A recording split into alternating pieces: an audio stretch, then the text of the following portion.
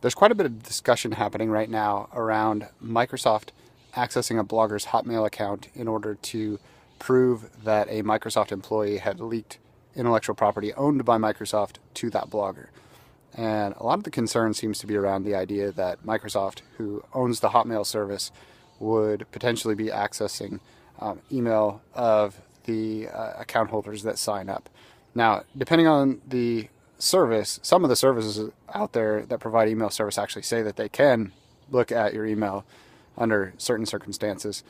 And Microsoft is reporting from internally that the type of access that they required in this specific instance is something that, if a court order was warranted, that they would have been granted a court order, but because it was a service that they control, they didn't actually need a court order to do the investigation they did. Now, Mike Arrington, formerly of TechCrunch, is also noting that he had a similar situation where he had someone scoop a story about Google. Someone presumably inside of Google sent him information, and the person sent it from a non-Google address, but ultimately was found out and subsequently terminated from employment at Google.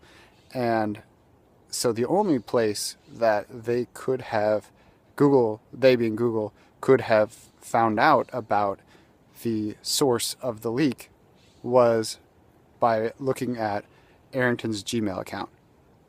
Now, I think it's safe to assume, and I use Gmail for lots of things. I have also periodically used Hotmail. So, I mean, these are common accounts that we all use. But I think it's safe to assume that if you really don't want the company that you are communicating about to know about what you're communicating, and they also own the service, you're making a mistake, because ultimately they could very easily find out what it is, because they have the keys to the castle. And even if your email is encrypted, if the company who provides the service, Gmail or Hotmail for instance, if they provide the encryption key, they can decrypt your email.